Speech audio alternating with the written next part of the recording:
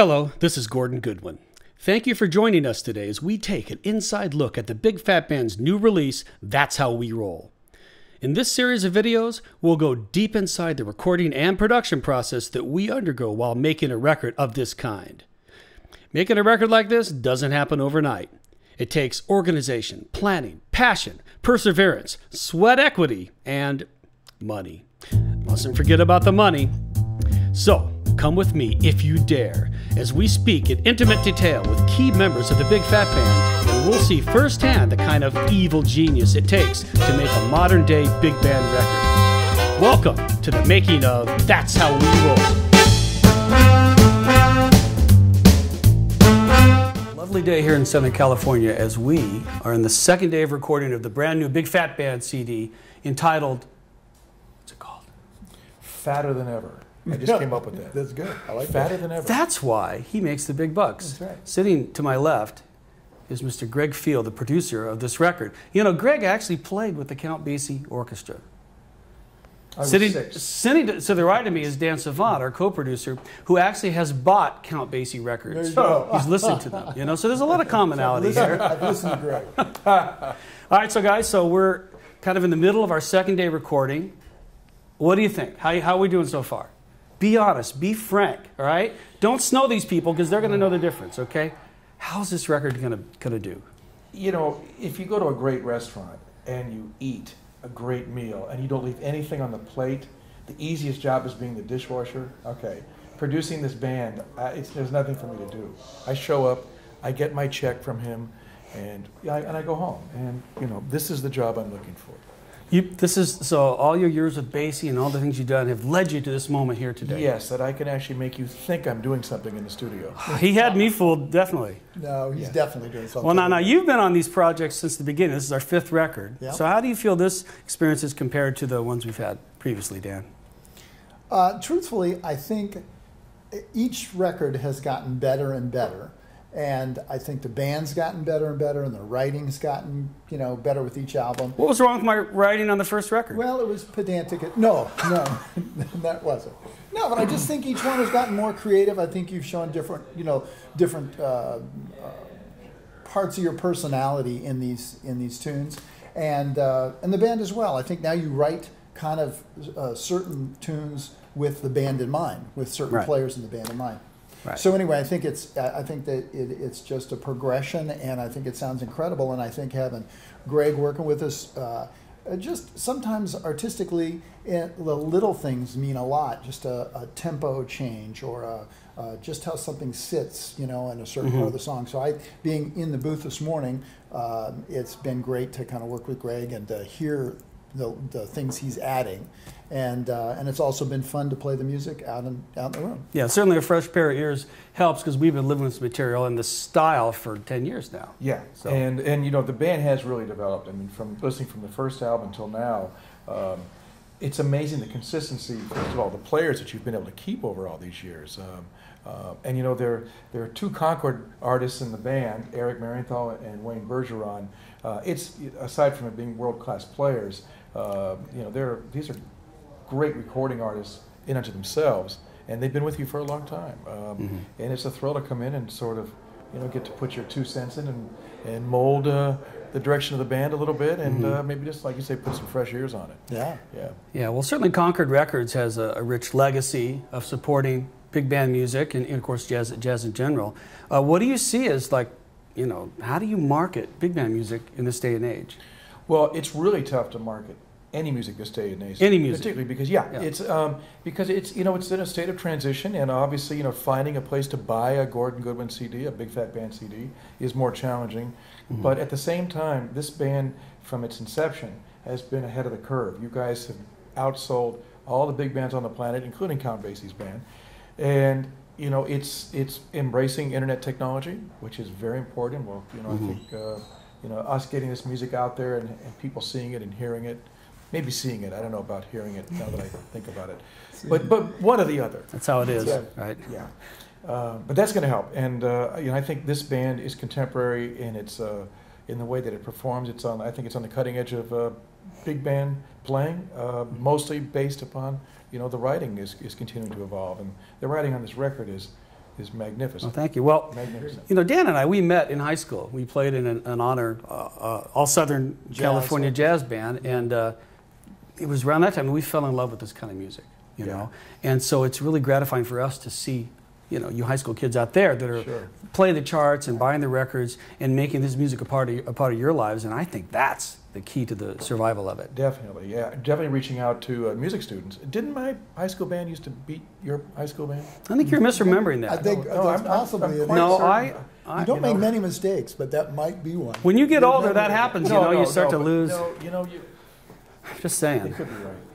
We've actually had, as you say, a nice stable personnel in the 10 years. I mean, we've had some changes that have happened. Stable is not a word I would use. Stable's not the right word. Consistent? Consistent. Much better word. Yeah. Well, this trumpet section has been intact for how long now? Wayne Bergeron, Dan Fornero, Bob Summers, and Dan Savant. I mean, has it been since the second record? I think so. Yeah. So when you have people, you talk about Basie's band, they play together every night, same charts, you know. Right. That's how that happens, you know. And so I'm not sure about, even with like really, really good players, if there's a shortcut to getting that kind of cohesion and that kind of nuance in your playing, other than just so these guys know each other backwards and forwards. Yeah, yeah. That really is it. Getting guys that play together all the time, and then the fact that they're world-class players is that doesn't hurt. Yeah, yeah. It brings this music to life. This is really tough music. I kept thinking as I was hearing Bernie Dressel play, the drummer in the band, that I'm so glad I'm not out there having to do that, because it's much easier sitting in the booth saying, yeah, Bernie, why don't you try this, try that, rather than having to execute it. But he's playing, he's pissing me off. Yeah. It's very annoying, I know. It's so annoying that he plays so well. The thing about the guys in the Phat Band is that they are studio musicians by trade. So they're used to going in this environment and producing and reading really difficult things, but also bringing their heart into it as well. And of course, they all care deeply about being in the band and how it comes out. So I don't know if you get there without those ingredients. Well, and I think that one of the reasons the guys want to play in the band is because of the music. So because they are artists and a lot of times doing studio work, as we all know, you can come in and sometimes you're playing great music, and other times the music is not, you don't feel it so much. Can you name a particular composer that you would put in that category? Since I'd still like to pick up my checks, no. Okay.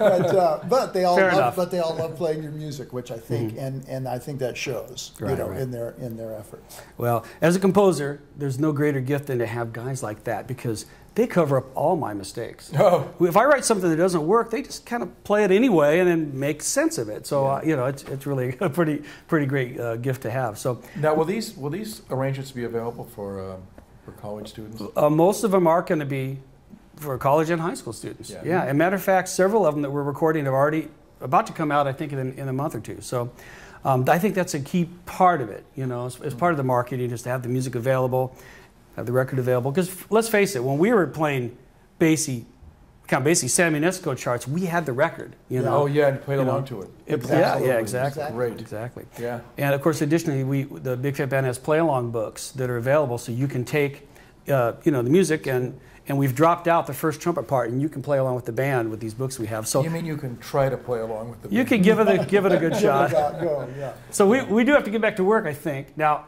so you would think the producer would be the guy that would say that. Don't we have to get to work? But we've got 4 minutes. Yeah, that's right. Mr. Goodwin, all the boys have been made happy, and they're ready for you now. Oh, that's great. That's a nice way to end the interview, isn't it?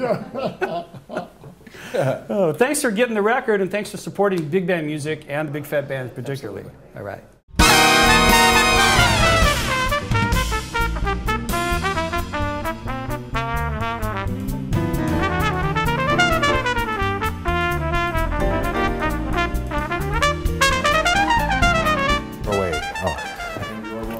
Say your name and what position you hold.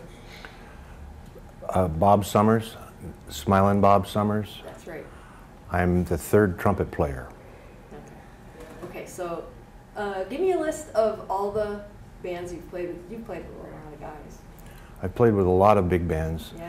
Yeah. Starting with Woody Herman, and then Maynard Ferguson band in the 70s, and then later I played with Count Basie on the road for 5 years, and then in Los Angeles I've played with Bill Holman's band, Les Brown's band and his band of renown, and Roger Newman's rather large band, Mike Barone's band, Ed Shaughnessy's Energy Force Big Band, Kim Richmond's Jazz Ensemble, and the list goes on. I was going to say, take the whole interview doing that. Okay, so tell me, like, what's changed between like going out on the road with the bands that you've been out with before and then going out with these guys, these knuckleheads? These knuckleheads. Well, I don't know. I think I'm having a lot more fun going out on the road with Gordon's band because first of all, it's not constantly on the road. It's just a temporary thing, and you just go out, and it's a good break from being around at home. And you know, it's fun playing with these guys in particular. Yeah, on the road with a real road band that I was with, it would get really months at a time. You'd be on the road, and that was really your home. But this is like, it's almost like a little mini vacation going on the road with the Gordon's band. When you're stuck on the bus with us, like we just did that little bus tour, what's your favorite? Do you like to just kind of hide in the back, or? Well, I always gravitate toward the back of the bus for some reason or another. No, I don't know. I was on that trip. I was like reading. I was reading a book. They let because well, driving back, there wasn't a lot of guys on the bus because some guys stayed or went somewhere else. They let me read. Yeah. Yeah. So like when we do like a gig at a high school and stuff, and afterwards we put the tables out, and you guys all sit and sign the posters and all that stuff. What's that like for you?